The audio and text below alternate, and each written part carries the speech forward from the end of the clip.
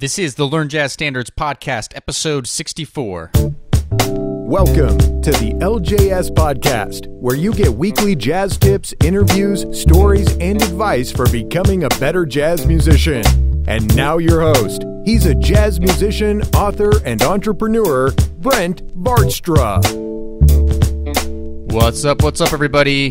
Welcome. My name's Brent. You're listening to another episode of the LJS Podcast. I'm super glad you're here, and as always, I just want to welcome back all of the regular listeners. I really appreciate you listening week after week, and a special warm welcome to those listening for the first time. The LJS Podcast is all about giving out free jazz tips, advice, and any questions you have about becoming a better jazz musician. We have the answers on this podcast. And on today's episode 64, today's topic is based off of a question I got from a listener who called into our podcast questions hotline. By the way, you can call that and ask your jazz question by leaving us a voicemail at 910-LJS-CAST. Let's listen to this question. Hi, my name is Ted Johnsrud from Bremerton, Washington. My question is, how does one keep one's place in a ballad? Do you count 1, 2, 3, 4, 1, 2, 3, 4, or do you count 1, 1, 1, 1? How is the best way to go about that? Thank you. Hey, Ted from Bremerton. I just want to thank you so much for calling the LJS Podcast Questions Hotline and asking that question. And Ted, you are not alone. In fact, I've been seeing this question come up quite a bit on the different Learn Jazz Standards platforms. On our Facebook page, I've been seeing this come up a lot in some of the YouTube live sessions I've been doing lately. These kinds of questions have been happening, and actually we recently did a survey with our newsletter subscribers. You may have taken that if you're subscribed to our newsletter. And one of the questions we asked in the survey was, what kind of things are you struggling with your jazz playing? You know, we want to serve you and help make the right content for you. And I got a lot of great entries, great answers, but one that I definitely was seeing coming up time and time again is losing place while playing a jazz standard. And while losing your place in a ballad is a struggle, really it's losing place in any song, I think, is the question that most people have. And so today's episode is all about tips on how to never lose your place in a jazz standard. And specifically, I have 5 that I want to cover today. So let's jump right into today's show.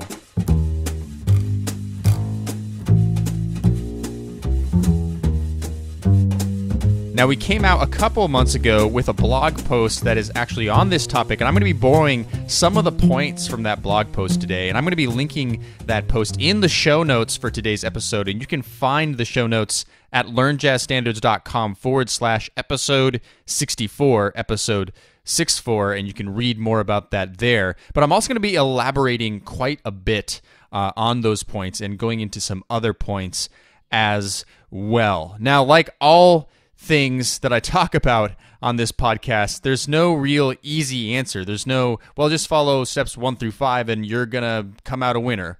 Like everything, especially with music or really any craft that you want to master, it takes practice, and you will see that that is a common theme in today's 5 tips that I'm going to give you. Now, for me, myself, I do remember when I used to get lost in jazz standards and even other songs and other genres as well, and I really don't have that problem anymore today. And a lot of that is just from experience and practicing and just kind of being familiar with jazz language and jazz standards in general.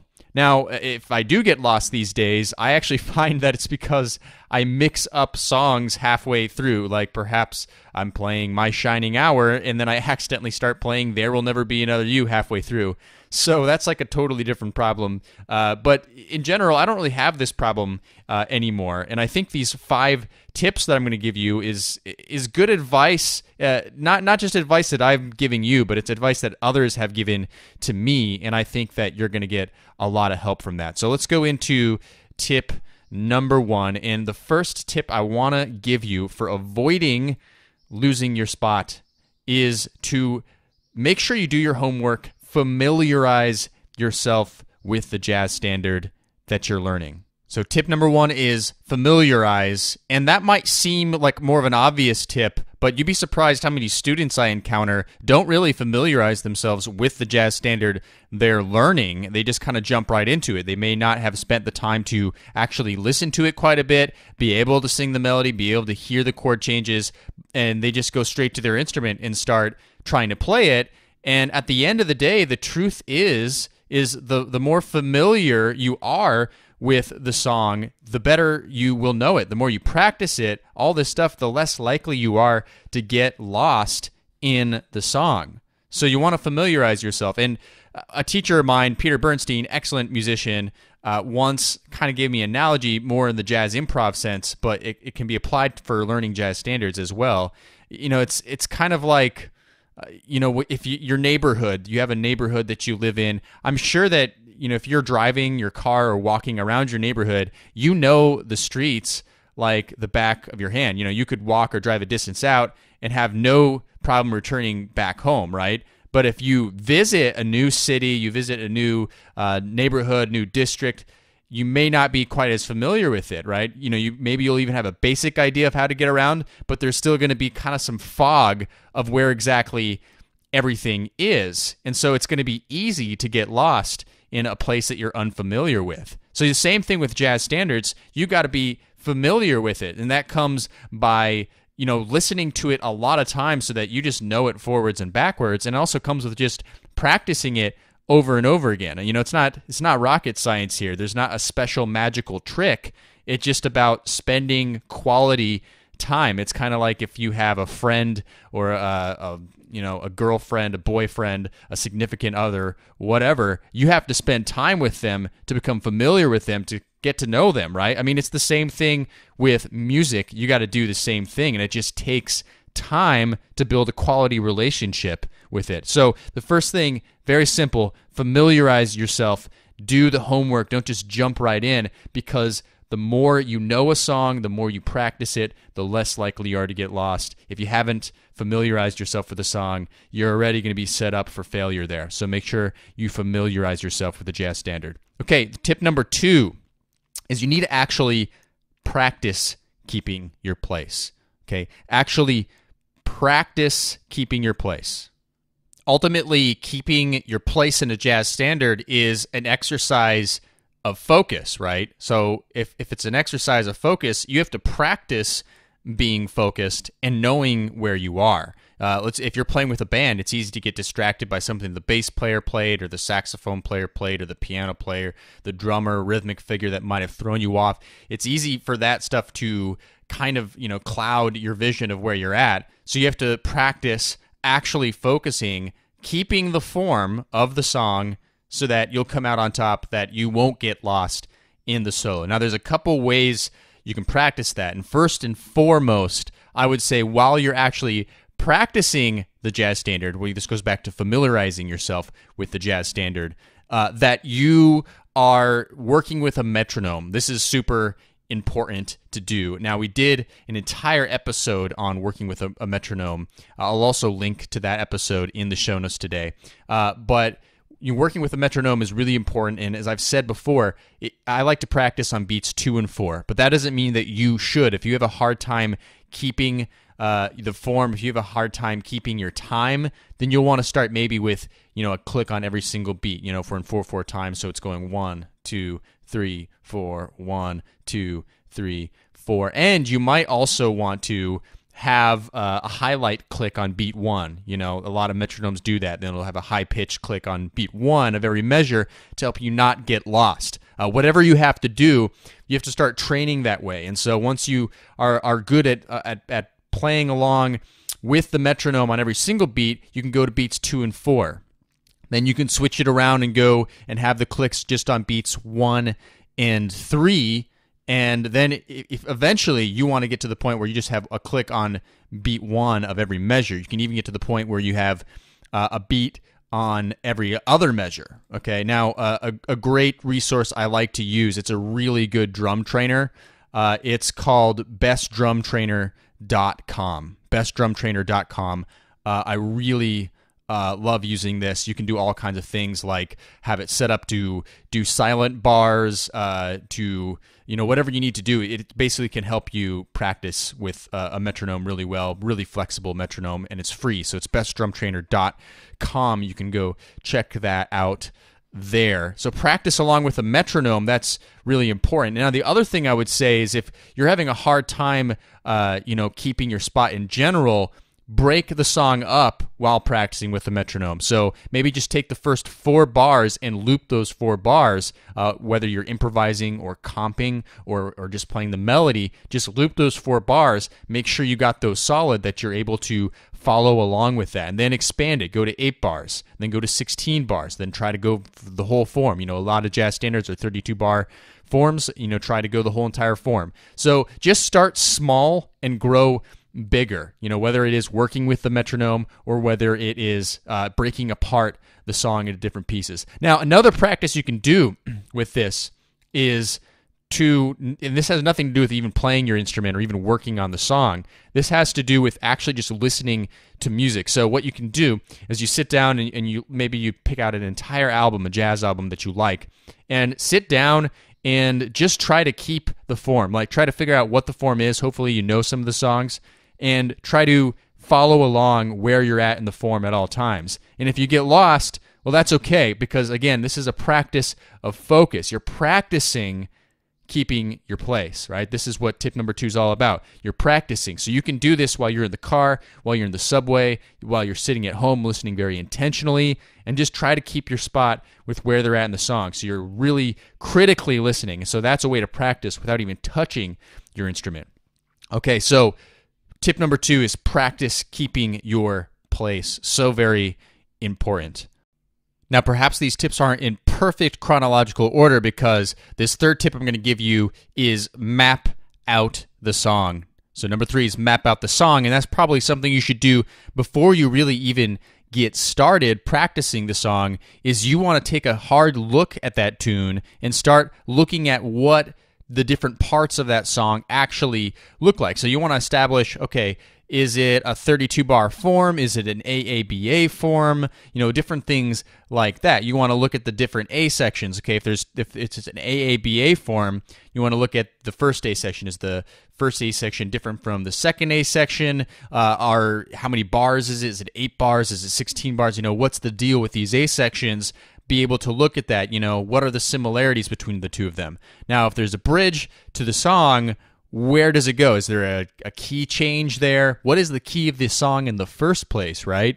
Can you identify any particular harmonic movements? What's the first chord of the song? Is it the 1 chord? Is it the key center? Like if the song is in the key of concert B flat, is it a concert B flat major 7 or a B flat? Is it a B flat minor 7, or does it start on the 4th chord? Like, for example, the song Just Friends, it starts on the 4th chord. It doesn't start on the 1 chord. So there's all kinds of little details like this where if you just know them, if you actually pay attention to these things, it can actually give you a leg up. And I know in last episode 63, we had special guest Brett Pontecorvo on to talk about sight reading, and he talked about the same thing with sight reading. Is the first thing you want to do is just look at the sheet music that you're getting and just scan it and try to figure out where are the hard parts. What kind of challenges do I face? What are the details? And the same thing with learning a jazz standard, because if you do all this stuff, if you identify the key parts, it's going to help you not get lost. And in a lot of ways, what you can do is set up little markers for yourself. Okay, in the B section, it goes to the key of D major. All right, so automatically you've already clicked up a mile marker for yourself. It's you set something up where you can have a visual reference or a mental reference of what's going to happen in the song. So that's really important, is just to map out the song, spend a little bit of time just kind of clearing that out, because that'll give you a leg up. So make sure you listen to the song, be familiar with it, and then map it out.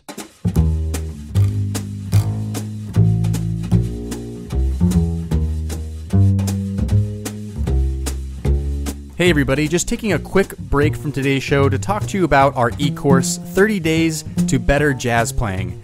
I get emails almost every day from jazz musicians asking the questions, what do I practice and how do I practice? They know where they want to be in their jazz playing. They know how they want to sound. they're just not exactly sure how to get there. And that's why me and the LJS team have created our new e-course, 30 Days to Better Jazz Playing. 30 Days to Better Jazz Playing is an audio e-course that brings you through 30 days of focused, goal-oriented practicing where you're going to be working on things that will actually improve your jazz playing. This course is designed for all instruments and for all skill levels and is really great for anybody looking to practice with purpose and to make real improvement in their jazz playing. If you want to learn more about this e-course, go to learnjazzstandards.com/30 days. That's learnjazzstandards.com/30 days. I hope to see you in the course.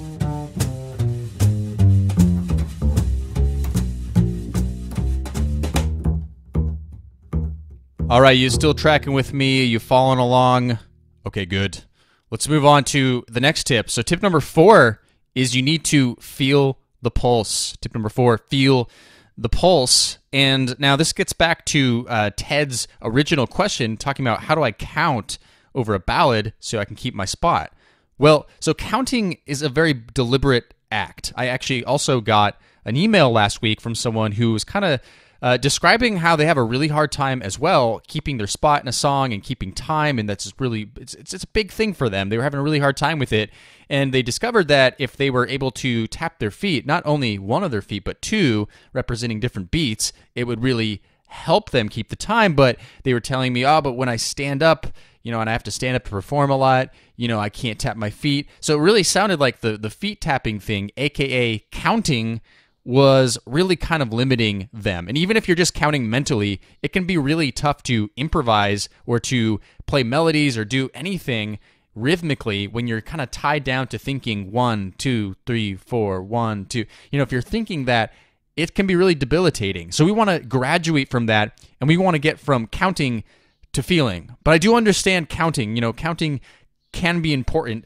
for starting out. But this goes back to, of course, working with the metronome, getting that time, because we need to learn how to feel those beats, not count them. So going back to the exercise that I talked about, where you start by having the metronome on every single beat, and then you go to only 2 beats per measure, and then you go 1 beat per measure, and then even as far as 1 beat every other measure. Now that's really building up your time, your sense of time, and starting to ingrain into you this sense of feeling a pulse. But it goes a little bit further than that too. It's important to talk about counting in general and how to feel when you're counting on different tempos. For example, fast tempo tunes are quite often a recipe for the vulnerable to get lost. The time's going by so fast that it can be easy to lag behind, get confused, and then you just lose your spot entirely. So one common mistake when counting fast tempos is you're trying to feel every single quarter note, right? 1, 2, 3, 4, 1, 2, 3, 4, 1, 2, 3, 4. I mean, that's that mental exercise of actually keeping time. How can you even concentrate on everything else? And how can you actually accurately hit all those quarter notes, especially if you're going at a lightning fast tempo? Well, that's really not the way to do it. You want to feel a different pulse. So instead, it would be way better for you just to feel beat 1 of every single measure. So it's 1, 2, 3, 4, 1, 2, 3, 4, 1, 2, 3, 4, 1, 2, 3, 4, right? I was like whispering those the 2, 3, 4 because those aren't really the ones that you're feeling. And actually, you'll find that it's easier to play fast tempos when you count like that because you make the song feel slower. If you've ever played at a fast tempo and suddenly the band decides to go into half feel time, it feels way easier if you've ever been in that situation before. But when they speed it back up, you almost feel more frantic again. Well, if you can always make it feel like 1, 1, 1, 1, if that's the new pulse you're feeling, it's so much easier, and you're a lot less likely to lose your spot in the song because you're slowing everything down. And in general, people don't get lost as easily when they're doing slower tempos. Now, with a ballad, it's okay to count every beat like that. If it's really slow, counting every single beat is okay. The slower the tempo, the more acceptable it is to count every single beat. The faster the tempo, you don't want to count every single beat. You're just going to set yourself up for failure there. So you want to feel the pulse, and that could mean, taking things down a little bit, as in counting less beats. And it also means, in general, we want to stop counting and just feel. And that goes down to working with a metronome and actually practicing this. Okay, so tip number 4 was to feel the pulse. Now, our last tip today, tip number 5, is to just become familiar with jazz harmony. The more familiar you are with jazz harmony, the easier it gets to keep your spot. So if you can recognize certain harmonic movements like 2-5-1s and 1-6-2-5-1s and going to the relative minor from the major key, if you can recognize this stuff, it gets so much easier to keep your spot. You know, it goes back to mapping out that song. If you can understand, you're looking at it, oh, okay, it goes from the 1 chord to the 4 chord to the 3 to the 6 to the 2 to the 5. You can start hearing that in your head. It's going to make it so much easier to keep your spot. Now, in general, to familiarize yourself with jazz harmony, the best thing to do is just to learn more jazz standards. You know, it's okay to be like, well, oh, I keep losing my spot. This one jazz standards. No, I gotta keep working on this and working on this until I move on to the next one. But you know, at the same time, the more jazz standards you learn, the easier this stuff gets. It's all about time and pressure. And I was telling you before how I used to get lost in jazz standards myself, but I don't really have that problem so much anymore. And that's just because I've learned a lot of jazz standards. I've played a lot of gigs. I've gone to a lot of jam sessions, and I've practiced a lot. And I've become familiar with the language to the point where I can kind of just hear where things are going. You know, I don't even really think so much about what chord follows the next chord. I just kind of know what it is. I don't really think that much when I'm playing anymore, unless, of course, it's a brand new song that I don't know very well. All right, now, quick recap of today's episode. Number 1 is familiarize yourself with the jazz standard you're learning. Number 2 is map out the song, know what's coming up. Number 3 is practice keeping your place, work with a metronome and listen to recordings, and practice away from your instrument. Number 4 is to feel the pulse, try to graduate from counting to feeling, and be sure to slow down the time if you can. Now, number 5 was become familiar with jazz harmony and learn more jazz standards.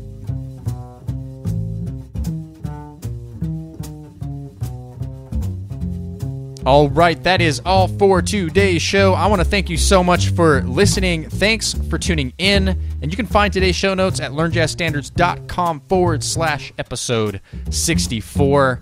Now, would you mind doing a special favor for me? If you enjoyed today's episode, head on over to iTunes and leave us a rating and a review. This show, it's 100% free for you, but a great way to give back would to be leave us a rating or review. That helps other people find the show and spread more of the free jazz education love. All right, we're going to be coming out with episode 65 next week. I look forward to seeing you then. Thanks for listening to the LJS podcast, brought to you by LearnJazzStandards.com. Subscribe to the series on iTunes, and don't forget to join our jazz community at LearnJazzStandards.com/newsletter.